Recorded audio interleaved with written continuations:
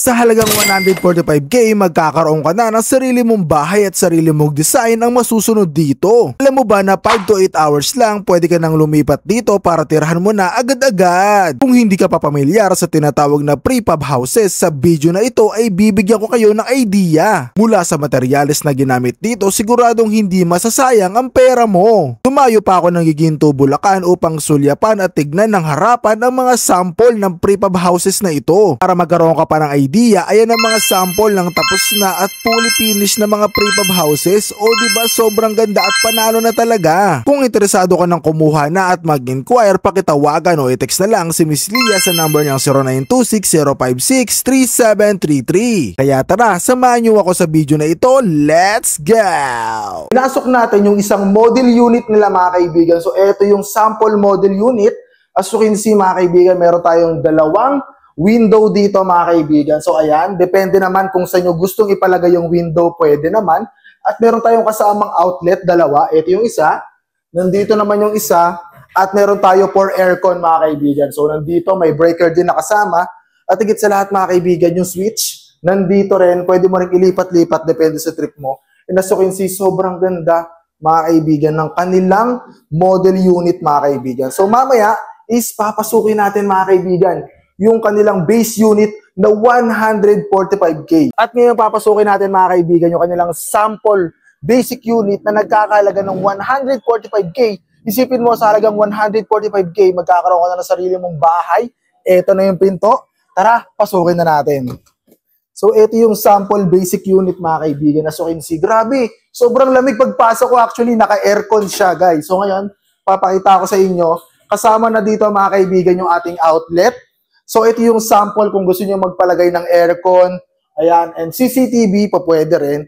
And also may breaker na rin kasama yan. At ito yung sample ng mga LED lights dalawa, included na rin yan mga kaibigan. Di ba sobrang ganda? So kung gusto niyo maglagay ng CR, additional 45k at ito naman yung itsura ng ating CR. Papakita ko sa inyo mga kaibigan. As you can see, grabe, sobrang ganda guys. At kasya kahit dito 2 tao guys. Grabe. So may kasama na siyang shower. May kasama na rin siya ditong gripo. May kasama na rin siyang sink. Ayan guys. Kung naghahanap kayo ng bidet, kasama na rin yan. And also, ating toilet. So sa mga gustong mag-inquire mga kaibigan, or gusto nyong pataasan, pahabaan, or kahit anong naiisip nyong idea, malay mo, pwedeng-pwede pala. Kontakin nyo lang si Ma'am Lia. Nasa itaas po ng aking ulo yung kanyang contact number. At sabihin nyo lang na napanood nyo kay It's Me JM. And siya na po ang bahalang pagsagot sa mga inquiry nyo regarding dito sa ating prefab houses mga kaibigan. So yun, sagutin naman natin ang mga majority na tanong ng mga tao at siguradong isa ka rin sa mga nagtatanong neto. So sagutin natin yung tanong na to mga kaibigan. So ang sagot po dyan is 145k, 3x6 meters or 18 square meters mga kaibigan with 1 door, 2 window. Kung mag-additional po kayo ng CR plus 45k, maaari rin pong i-customize ang size na ayon sa kagustuhan ni client. Bakit nga ba mas maganda ang prefab house? Una, mas mabilis itayo sa loob ng 5 to 8 hours, may itatayo na ang prefab house. Pangalawa, maaaring ilipat ng iba't ibang lugar. Pangatlo, abot kaya, mas mura ang labor at materyales. Pang-apat, mas sustainable, mas kaunti ang construction waste at mas eco-friendly. Panglima, standard ang kalidad dahil sa gawa sa factory at kontrolado ang kalidad ng mga bawat parte. Pang-anim, mas kaunti ang hassle sa construction site, hindi kasing ingay o gulo sa lugar kumpara na traditional na construction. Pang-pito, madali linisin at i-repair. Pang-walo, maaari customize at pang-siyam, merong isolation and soundproof at fire resistant. Umaabot lamang ng 5 to 8 hours per unit. Oo,